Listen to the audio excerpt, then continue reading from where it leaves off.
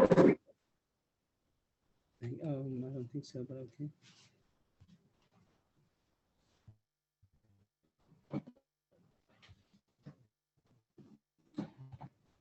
So we're on Lamed Vav Amud Beis,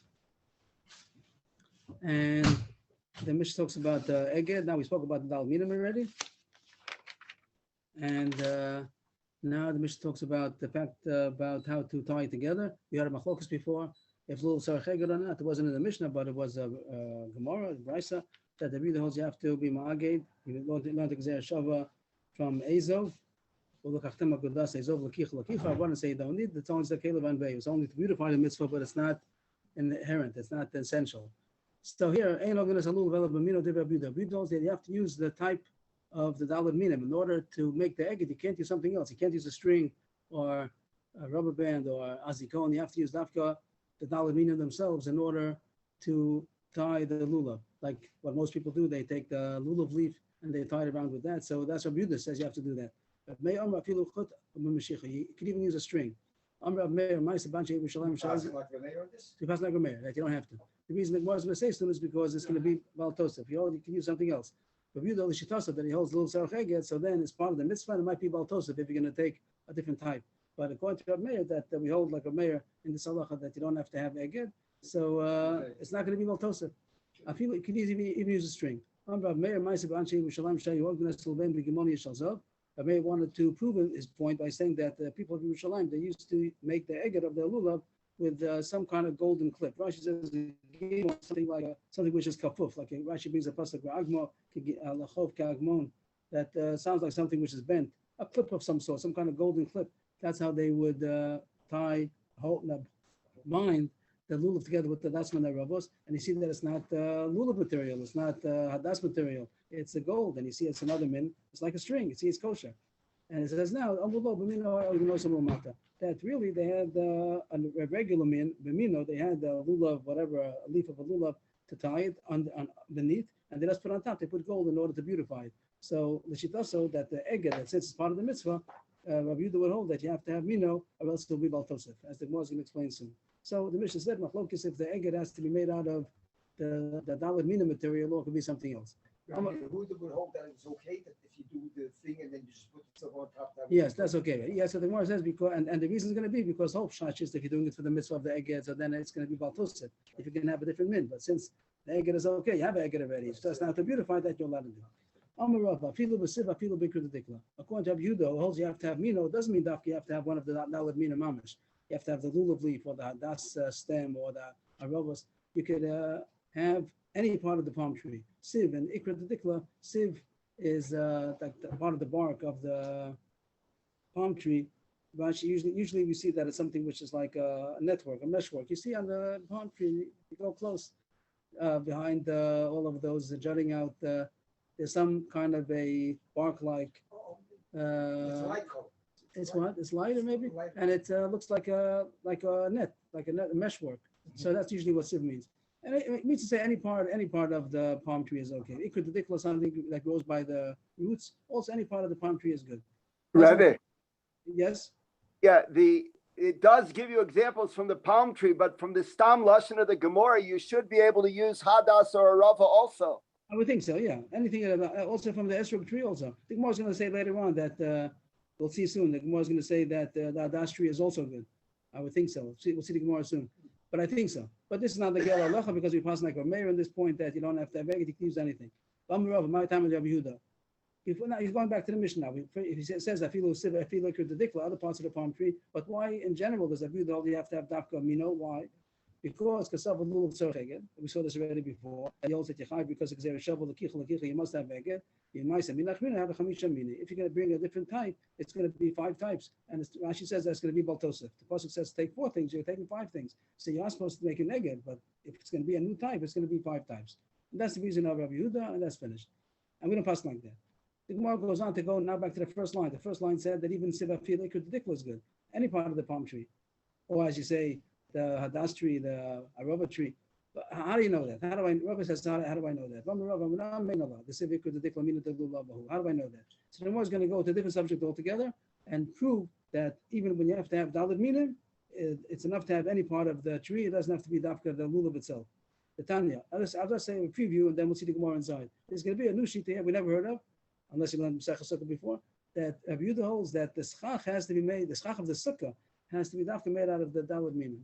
Use a new chiddush. You can't use bamboo. You can't use all kinds of things.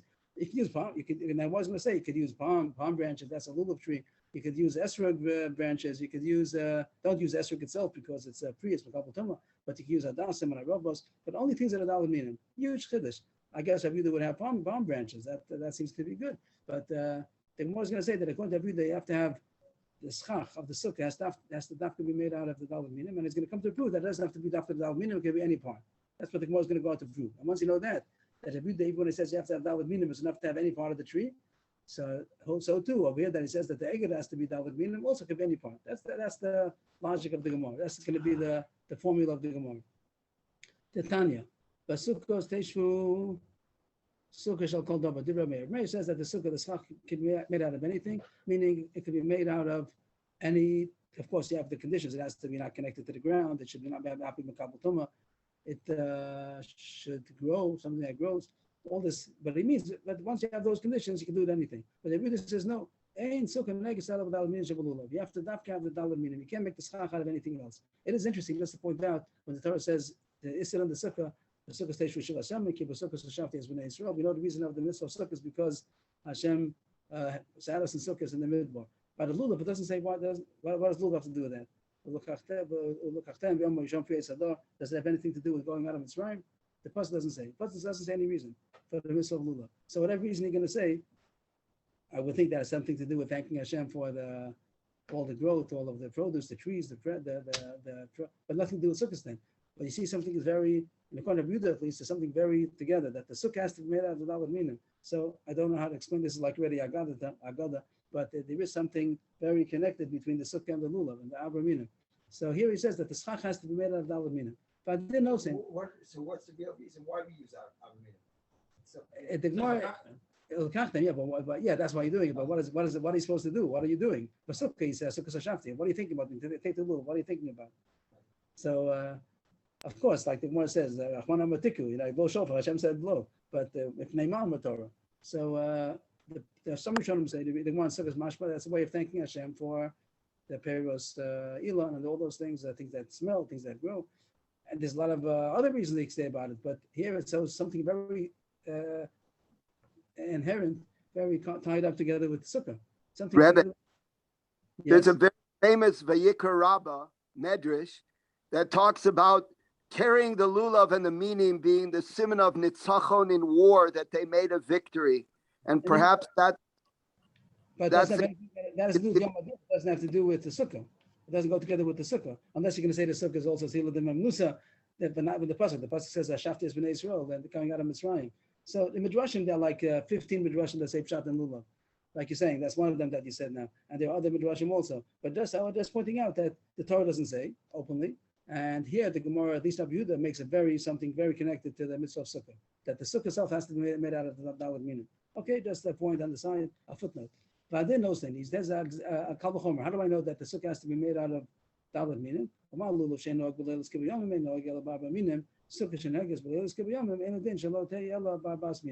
not that I understand this kal v'chomer, but he says there's a kal v'chomer because the mitzvah of lulav is only in the daytime. The mitzvah of sukkah is even in the nighttime. So for something which applies to lulav, surely applies to sukkah, and the lulav has to be made out of dalad minim. So surely the sukkah, which is even at night also, is more chomer. Kal v'chomer does have dalad minim, but they rejected the kal v'chomer. Although it's true, the Gemara says it's nice kal v'chomer, but there would be a problem with it.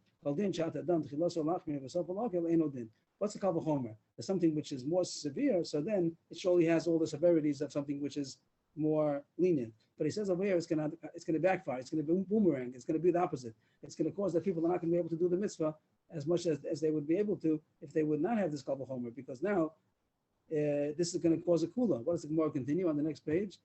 Why doesn't have? How often do you have palm branches? And here in Israel you have it, but not everybody has palm branches. So if you don't have dalad minim, you're not going to have a sukkah. But the pasuk pshat, it says sukkos. It doesn't say sukkah shall call davar. So they say that the kal v'chomer, even though it's nice kal v'chomer, but it's going to maybe backfire. It's not going to be a chomer. It's going to be most people don't have a sukkah. And also another proof, second proof, so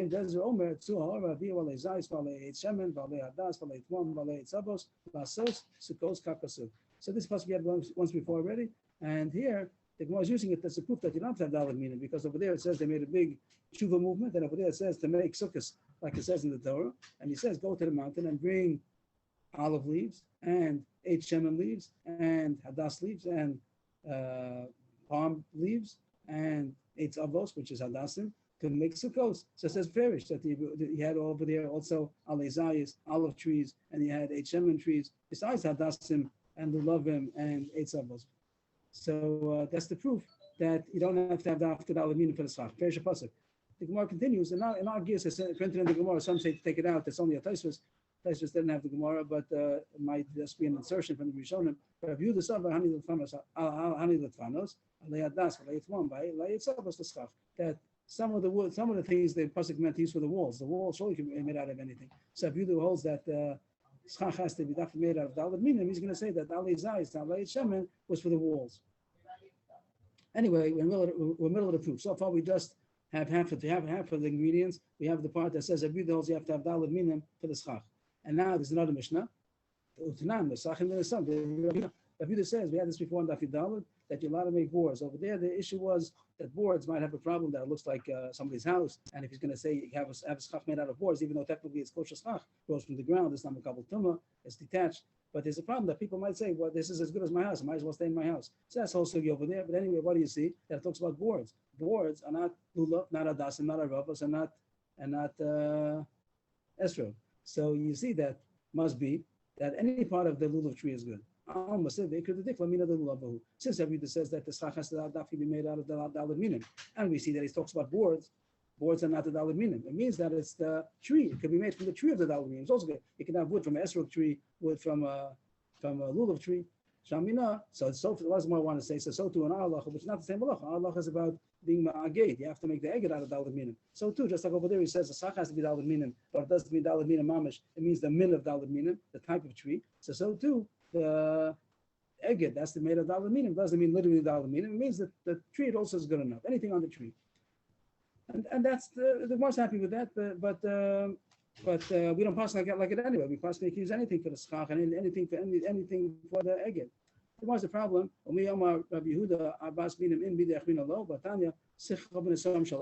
price before they didn't say errors, but here it says some shall errors. So same Rabbi Yehuda is talking, and he says in another case the same halacha about making boards. Is it a problematic? 4 tefachim, less than 4 tefachim. The Gemara is going to be down the whole price now. But anyway, Yehuda talks about boards of errors. Errors means pine tree, cedar tree. So that's not a lulav.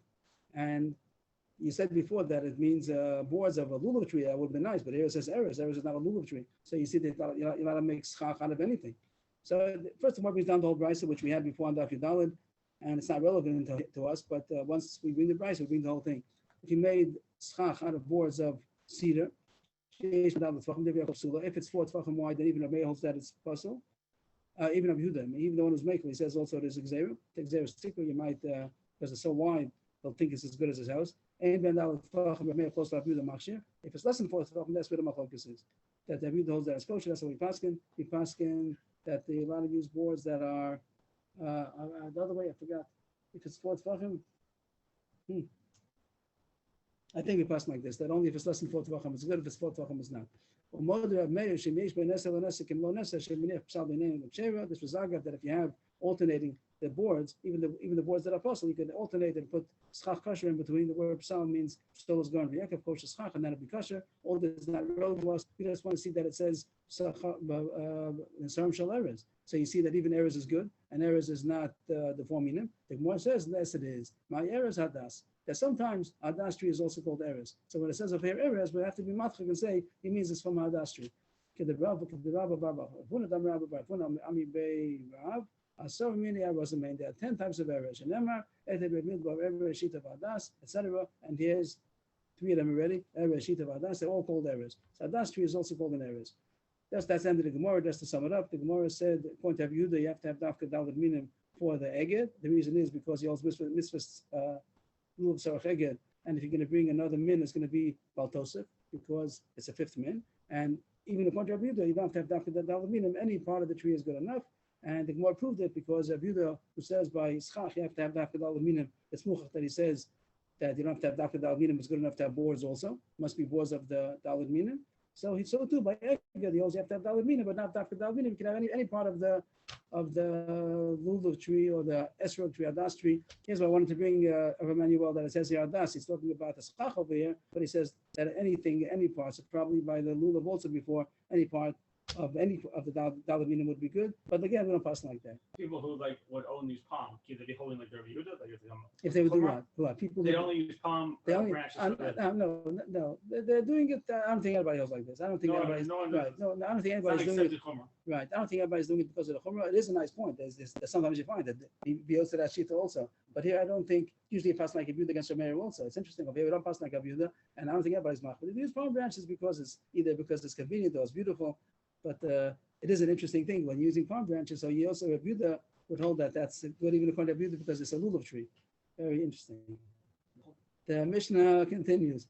Meir says you could even use. Found a reference in the Rabbeinu Hananel that actually mentions it before. He says Na'aged ima hadas about 10 lines down. What does he say? He says Halulav hana'aged ima hadas. What does he say about that? It's just in the middle of something. Kolomar could say Halulav hana'aged ima hadas. He's talking about an example if it wouldn't be done properly, but it's mashma that it could be done, like for, it's not a fifth means, so it should be good. I'm not, okay, I'll try to see that later. Okay, yes, call. Now the Meir says in the Mishnah, even a string is good. And that's what he passes. Tanya Amar Meir, Ma'aseh B'Kiri B'Shalayim Shal Ogden Eslovein B'Gimoni Yishal Zav. Amulom Mishamaya, but we know Ogden also Mulmata. So things are very similar to the Mishnah. Come out word for word. It says here, instead of Anshe B'Shalayim B'Kiri B'Shalayim, the Mechubadim, the honorable people, Rashi says they were honorable and rich. Obviously they had gold over here. So they would use golden clips to do the eged. So Ramir wanted to bring a right that anything is good. You don't need to have to with minim, even gold is good. And so too string. But they told him it's not a right because they used to have both. They used to have mino, and then on top of that they put another eged to beautify it. That's the end of the right. So it doesn't add anything to the Mishnah. So it's repetitious. Why did they bring up here more than the Mishnah? They point out that in the Mishnah it's not so clear that the Girsa was the way we have it. They just jump back a second to the Mishnah. The last words over there, they say take it out. They say that it doesn't belong there. These last words in the Mishnah, they take it out. This is the rice only. It got stuck into the Mishnah by mistake. It's the right. That's why the Gemara brings the rice to say what the answer is. But Meir would have proved it's gold because you can use anything because they use gold. And the rice adds on this amulo, only the rice, and not the Mishnah didn't have it. That would explain what the Gemara's purpose of bringing down the rice. So they say it's not a raya. It must be like a Meir, but they said it's not a raya from the case of Yerushalayim because they had both. They had a regular eged and also gold to beautify it. Agav, you see a nice thing. That's the point, and people don't do it. But besides the beauty of making the eged, like Zakel to make the eged, it says here that also to put the other things on it is also beautifying it. You put a golden. Anybody has any golden charm, whatever to put on the lulav, it sounds like it's also beautifying the lulav. I never saw anybody do that, but here it's mashma that there was such a kind of a beautification, even with other kind of ornaments. Yes. It's interesting because the S very nice.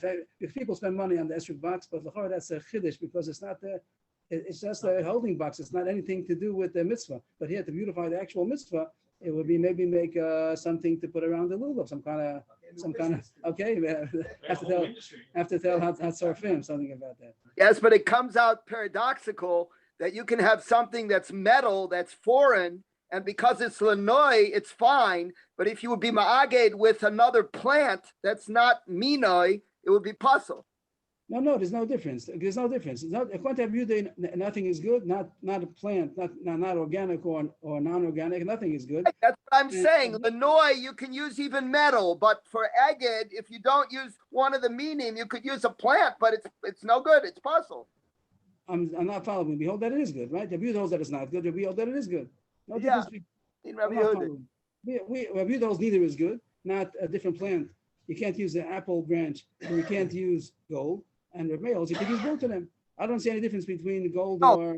It still holds that noi wouldn't puzzle the lulav if it's noi. If it's metal, that's okay. It's just you made it as an eged. If you used it as an eged, if you used the gold as an eged, then it wouldn't be good. But as a noi. Yeah. If you take what would you say?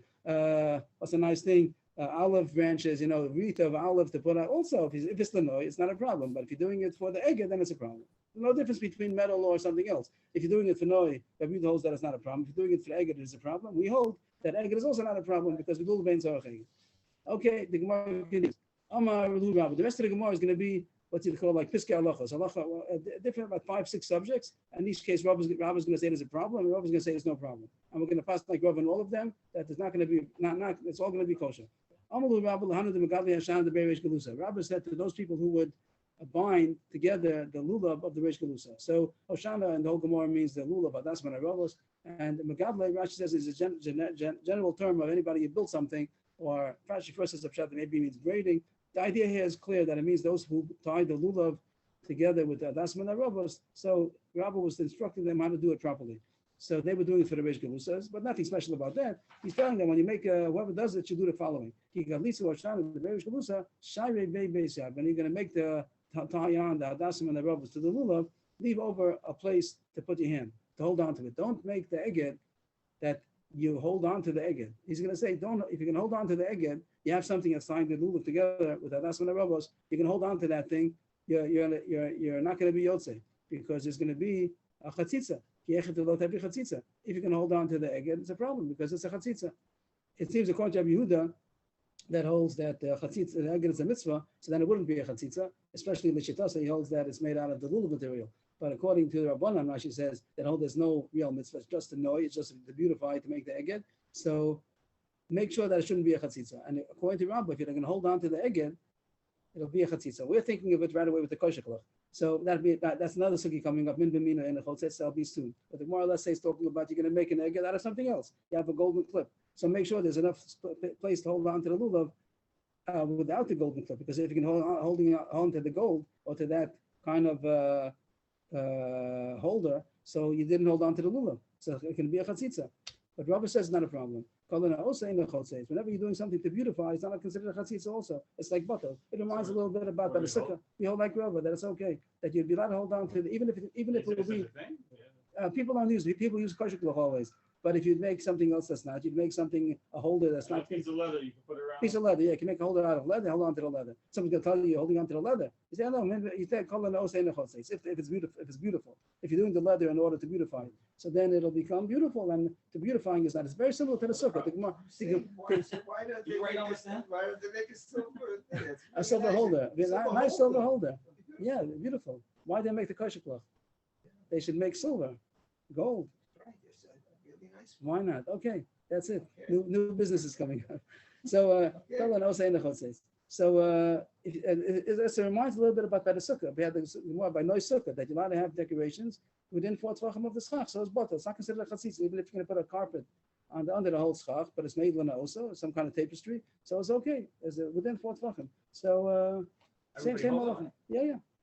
Within 4 tvachim, it's okay. Over there also, it says noise sukkah is bottle within 4 tvachim. It's okay. Over there, Machok is supposed to be out of 4 tvachim, but it's within 4 tvachim. I'm sorry, what does within 4 tvachim mean? No, I just mentioned about sukkah, not about the lulav. I just was going by the sukkah. I just was giving a comparison. Other places where you see that the noi is bottled to the mitzvah. So too here that it's not considered a chatzitza because it's coming to beautify the lulav. So it's okay. That's what we paskin. That's the first gemara. It's over. That kol and osa in the chotzeis. We could emphasize this. Kol and osa in the chotzeis. If anything which is coming to beautify it is not considered a chatzitza. Next gemara. Bama Rabbah. Again, Rabbah is going to be a machmer. Rabbah is going to say it's okay. Don't hold on to the lulav of Adas Manaravos, so Shana, with a suda. Suda is like a kerchief, a sweater. Rashi says it was like some kind of a scarf. Whatever the case would be, for our considerations, it would be don't hold on to a beged in a way that you hold that's the way you're holding on to the lulav, because the kichotama. The kichotama means it has to be a whole taking, like it says Ulukachtem, the kichotama. This is the interesting gemara. The Tais has a problem with it. We would have said right away it's chatzitz also. You're holding on to the lulav with a kerchief. So your chatzitza between your hand and the lulav. He doesn't say that. Before he said chatzitza, 2 lines ago. Here he said the issue is because the kichotam has to be a whole taking, and it's a problem that it's not considered a whole taking. So Taisa has the kasha, that's the general. He said, what does the Gemara say?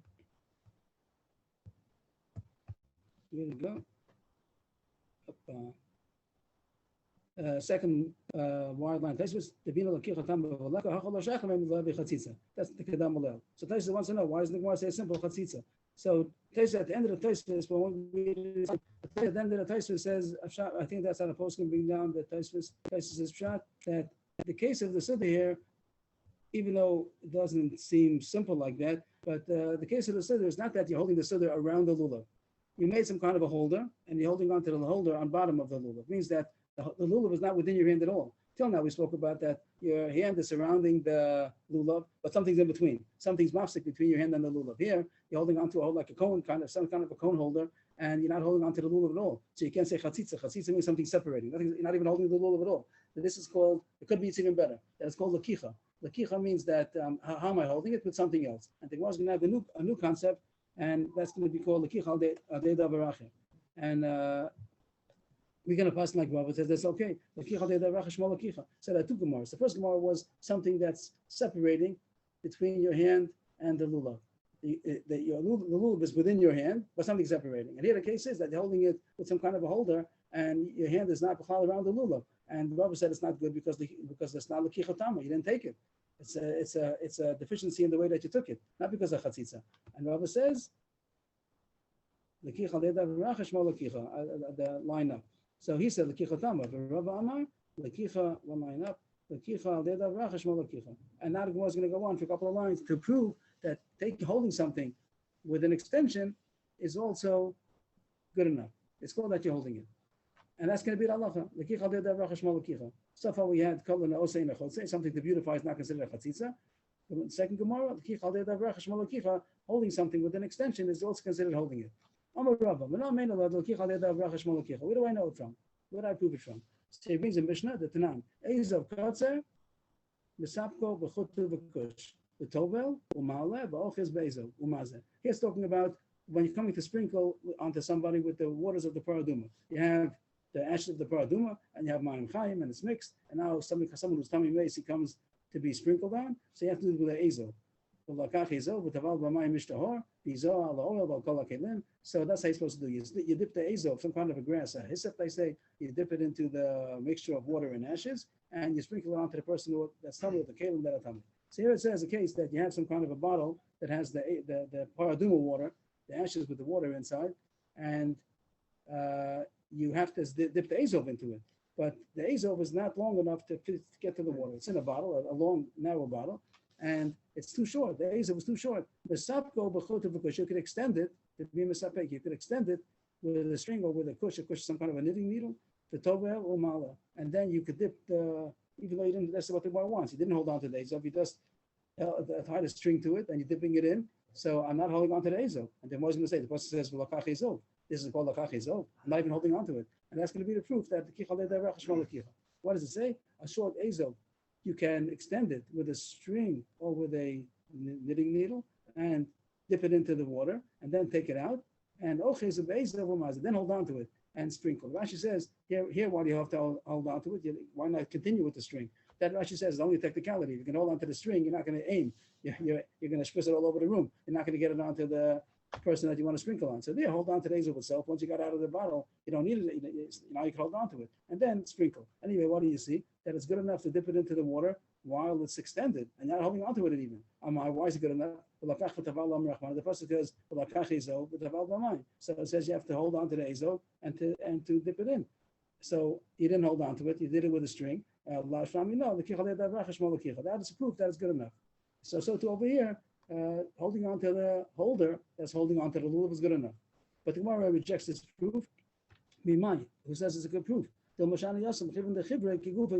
the case is that you tied it. How do you get the string and the azov? You tied it on to each other. That's good. That's better. You tied it on. Here, the case of this suda over here that you made a holder out of, you didn't tie it to the lulav. So maybe that's not good enough. So there must be a proof that something is considered the kichal dedav even if it's not tied together. And the Gemara is a proof of that also. Different proof. I think it's also a Mishnah. Not from Mishnah Ferris, the Shokes Pasuk. This is talking about also in the Kippur Duma, but here it's talking about not sprinkling it onto the person. It's talking about when you makadesh the water. What do you have? You have the ashes of the paraduma. The whole process is how you get the ashes by burning it in harazation, and then you have mayim chaim, and that's in the shokus. The shokus is some kind of a kli that the water is there, and you put the ashes onto the water, you put the ashes onto the water, and then the water becomes paraduma water, and that's how you sprinkle onto people. So here it says that if you didn't put it in, the shofaris here is going to mean the tube that has the ashes inside, and it's supposed to take from the ashes and put it into the shokas. But it said it fell. Nafal mishofaris l'shokas possible. You didn't do it. You didn't do it intentionally. It just happened that the shofaris fell and the ashes fell into the water. It's not good enough. You have to have kol gav. You have to have a person who did it intentionally. So that's not good. But what the Gemara said, Amud Beis, he pilo who kosher. The only problem is that you didn't do it intentionally. So nafal. But how about hippo? Hippo means that you intentionally made it fall, which is a regular way that we would do it. You have a bottle of ashes, and you would like shake the bottle, tilt the bottle. What are you doing? Put your hands into the ashes and put it on. Doesn't say you have to do that. The Gemara is thinking if it says. Right, it says, so it says you have to take the ashes. Take the ashes means take it by the hand. It says, no, you don't have to do that. You hold a bottle of ashes and you shake it into the water. That's good enough. Why? If you say that is not good.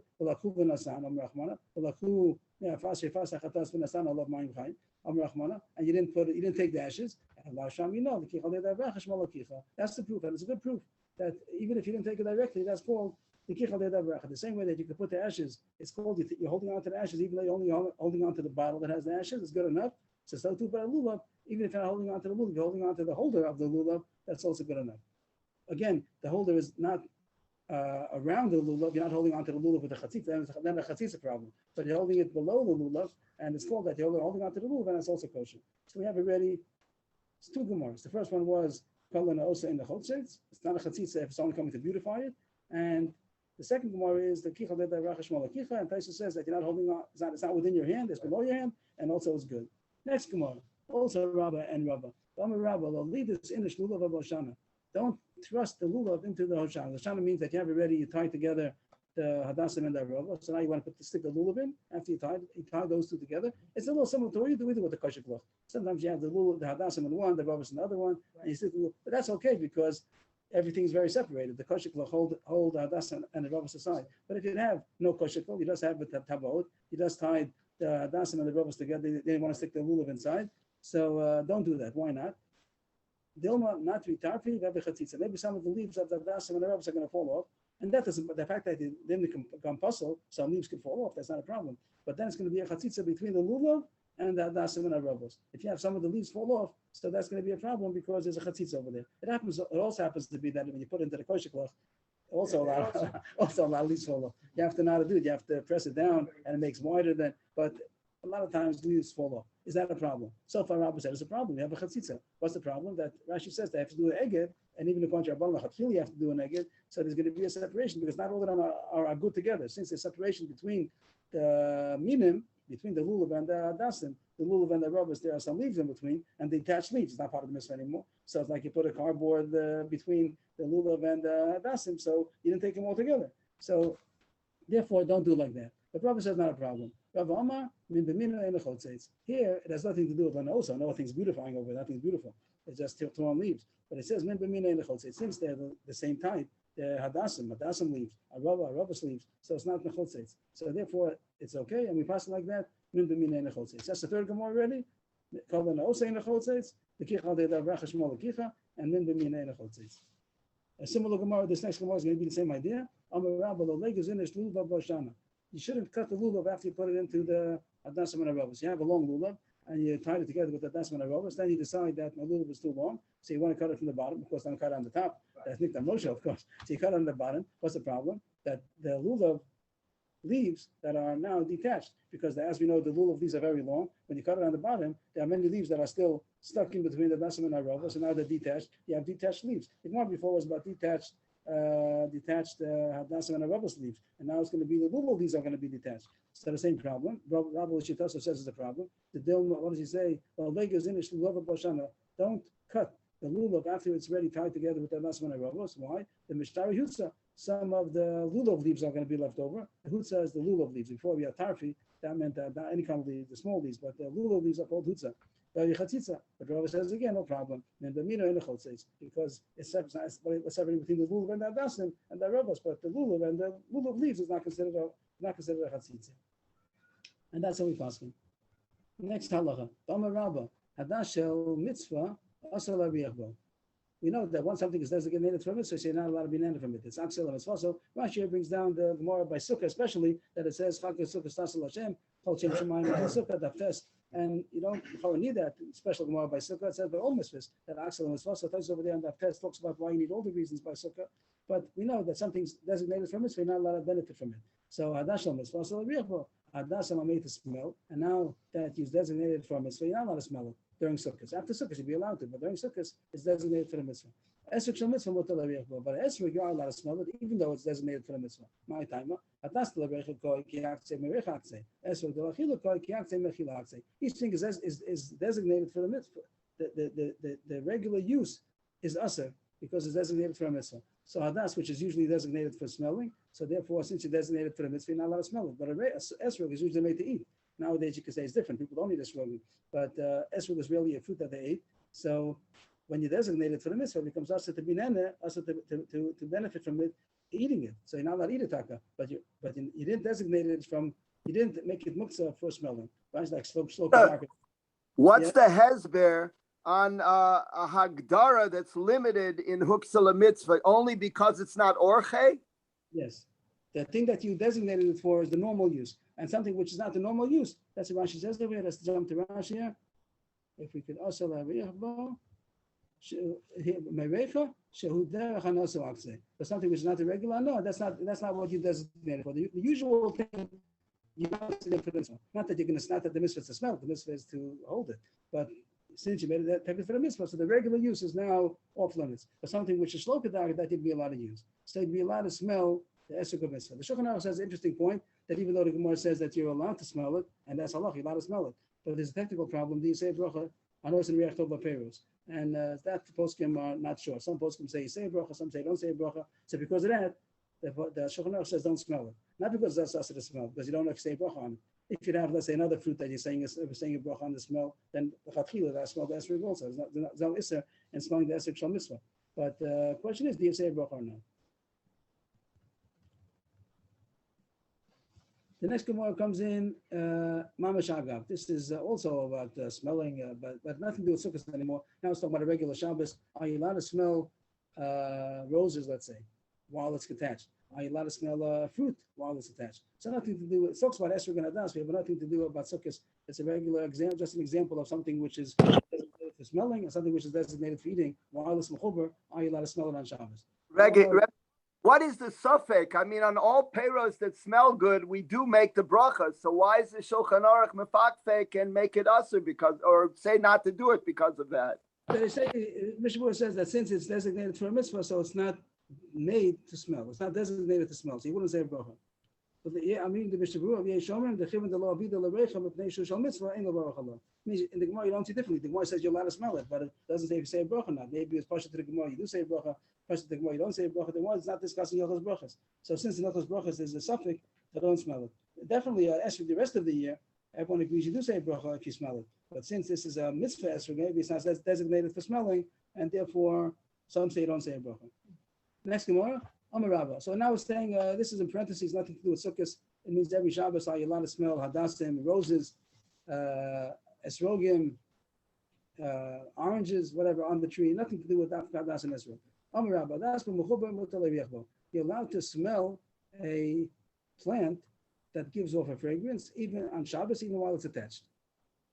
Esrog mechuber asar l'riach. But a fruit that gives off a good smell, you're not allowed to smell it while it's attached on Shabbos. Why? My timer. Hadas l'riach koi yishavos lo asi l'magazie.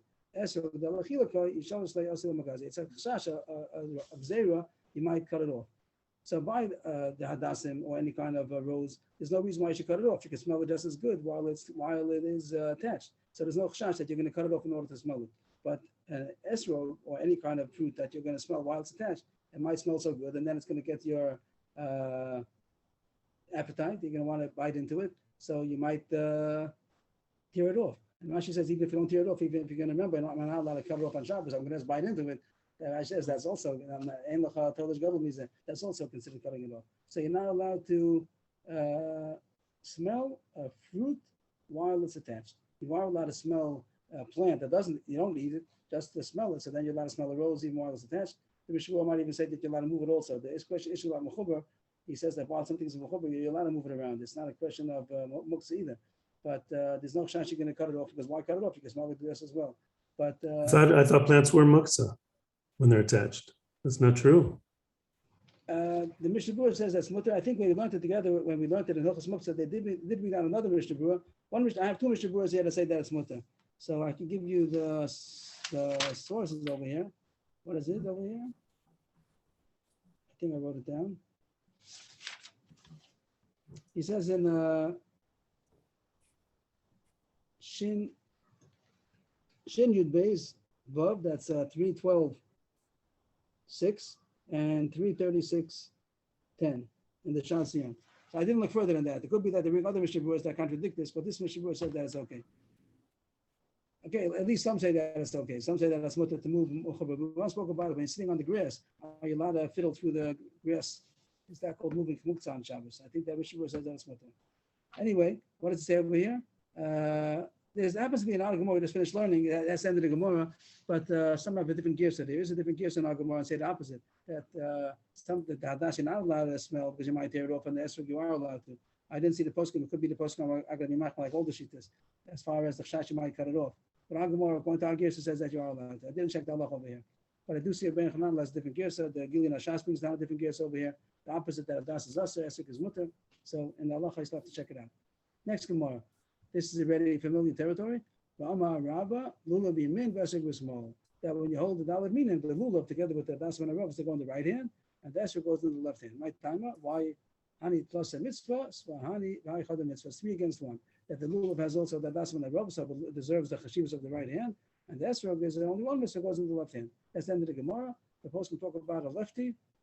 The Shulchan Aruch says the lefty does the same as anybody else, and the Ramah says that he does it in his left hand, which is everybody else's right, his right hand, which is everybody else's left hand. So it depends if you're a Sephardi Ashkenazi.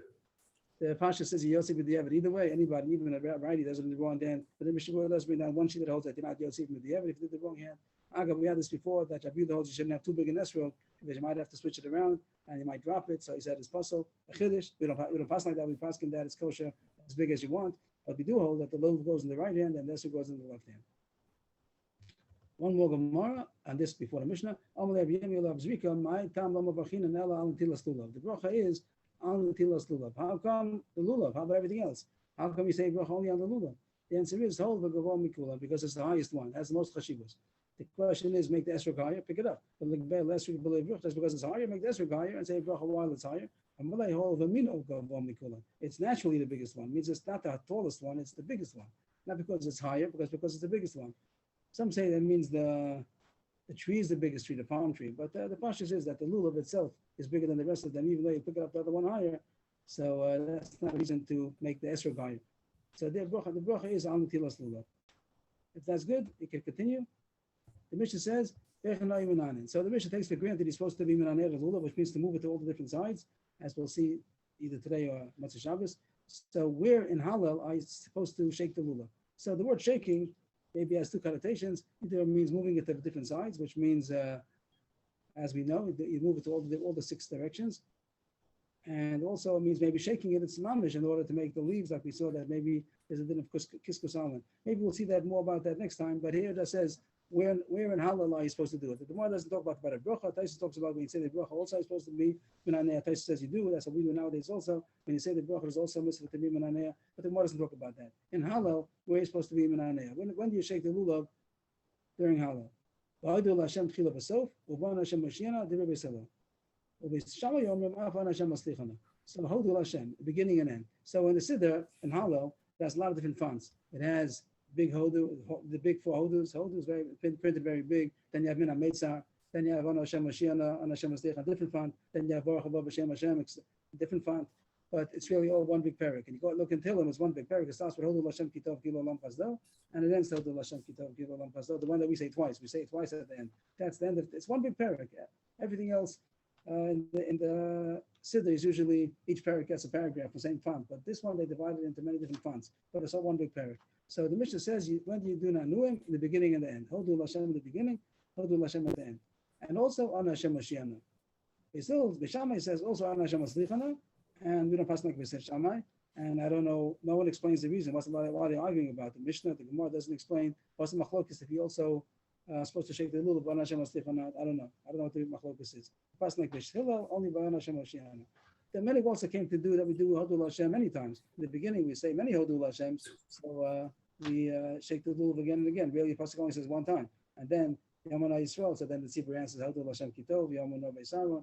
But that's not, the Mishnah seemingly just says Hodul Hashem at the beginning and Hodul Hashem at the end. At the end also we repeat it twice, so we do it twice. I'm Rabbi Kiva. So far you see Rabbi Gamliel, Rabbi Shua, Shekala. Excuse me, is there a reason why we split the pasuk on Hashem?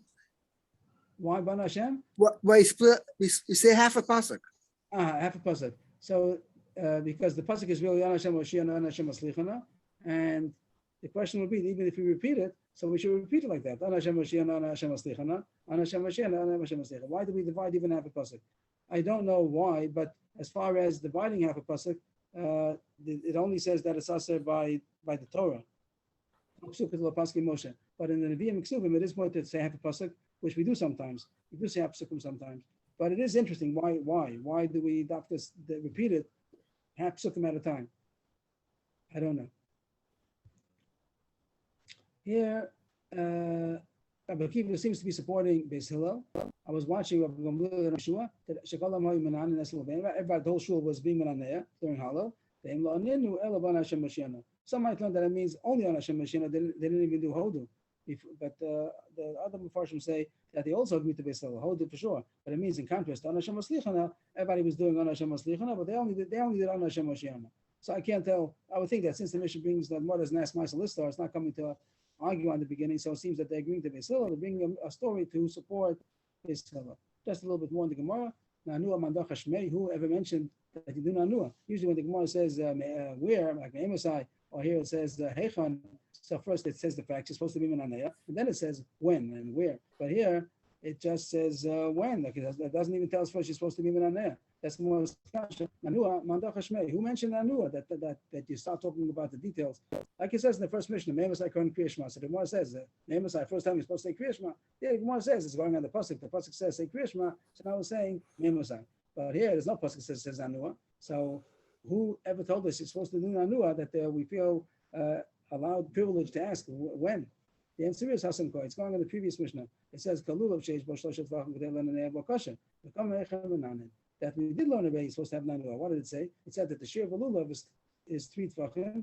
In order to be able to minaneh, the Gemara explained it means ukadei lenaneh. You have to have altogether 4 tvachim, 3 tvachim plus one more tefach that protrudes past the hadasim and aravos. In order that altogether you should have 4 tvachim. So it says there's such a thing of Nanua.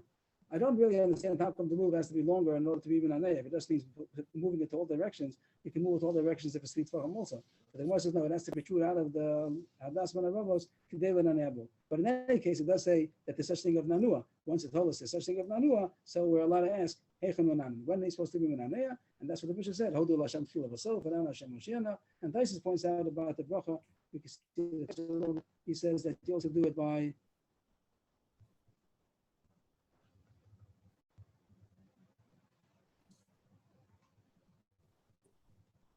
over here it is the first white line in Taisus, over Shas.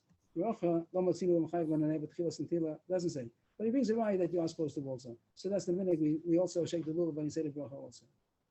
Okay, we finished on 10 to 12. Anyway, even though we started early, so everybody's happy. Maybe I have one question. Yes, please. I really still don't understand this far of the Shulchan Aruch. I'll tell you why. Avadai mitam birchas hana. No matter when you're going to smell the esrog, on Sukkot, not on Sukkot, you'll be chayiv a bracha. You're telling me as far from birchas hamitzvahs, because the mitzvah here is not to smell it. How does that create a suffix? Is it a suffix gavra? What is it? No, I didn't explain myself. I didn't say because birchas hamitzvahs that it's not omeid lahana. This is not designated for smelling. It's designated for the mitzvah, so it's not designated for another. The same way, if you have some kind of a spice that's not it's designated for cooking, it's not designated for smelling. Even though you smell it, it's questionable if you say bracha on it. If you have cinnamon that's designated for cooking, not for smelling, and you want to smell it, so then maybe it's also a question. Because okay, you were masking that when we smell an esrog all year round, just like any other very good fruit, we would automatically say a bracha. Yes. The mehekatesi, it's different now. It's hana.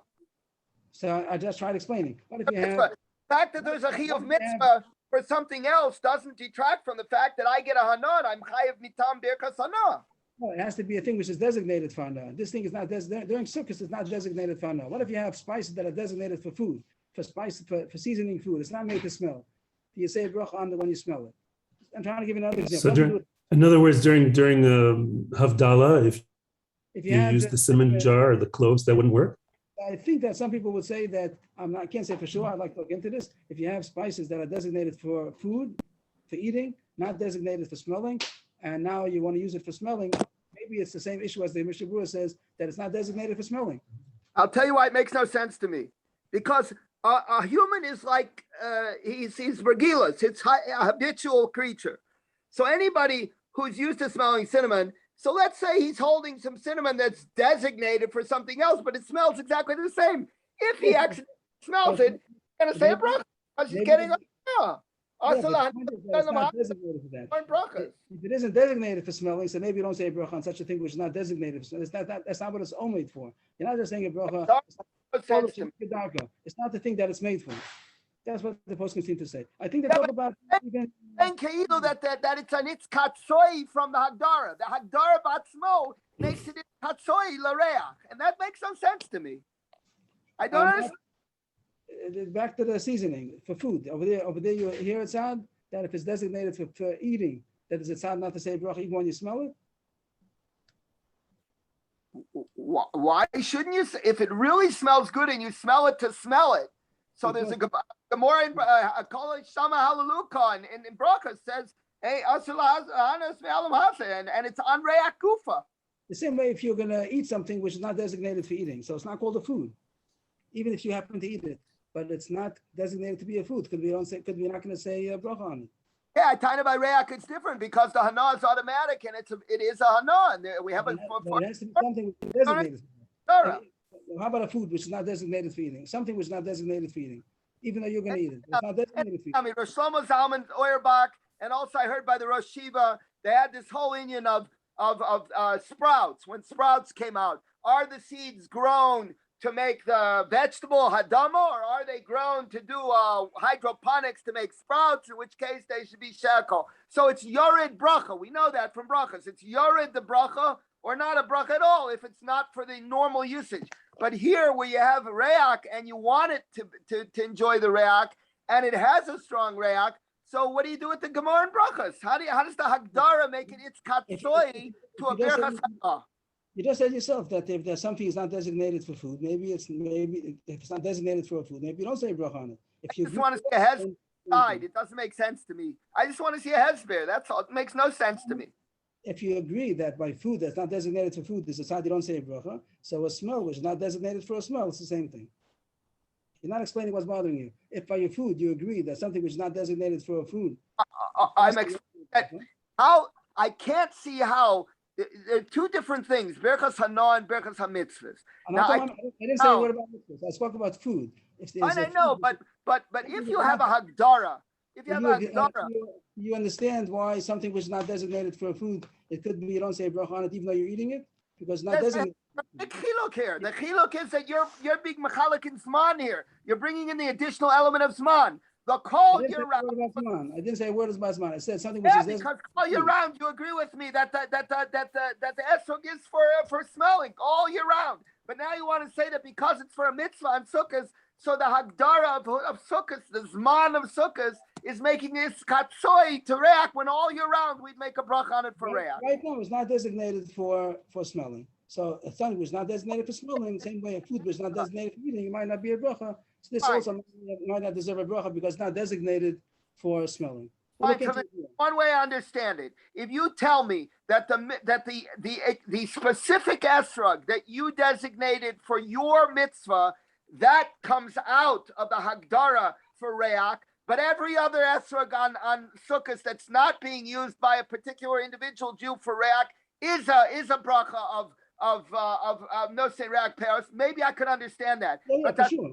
For sure, for sure. No one's going to question that. If you have a box of esrogim that are not used for sure you say bracha on those. No one's saying that all esrogim on sukkahs you don't say bracha. Only esrog which is designated for the mitzvah. So then it's not designated for for sure. That's agreed upon. That the fact that I designated this for my, like a Hasmona Milsi, the fact that I designated this esrog for my mitzvah, that is mafuke, like it's katsoi from the Hagdara Berchas Reak on Peiros, on this particular esrog. That's what some say. And since it's a suffix, so we don't know, so the Shulchan Aruch suggests to stay away from it. And if you want to smell it, so take something else, which you could say bracha on this on a different good smelling fruit, and then you can smell the esrog also. Thank you very much. I want to see it inside. I'll take a look at it if I can find it. Do you know where it is offhand or not? What is that? You know where it is offhand in Shulchan Aruch? I want to. I think Tafresh Nun Gimel, I think. Tafresh Nun Gimel. Thank you very much. Thank you. Shabbos. Have a good Shabbos, everybody. Kol Tov. Good Shabbos. Thank you. Shabbos 9:15. Shabbos. Good Shabbos. Kol Tov.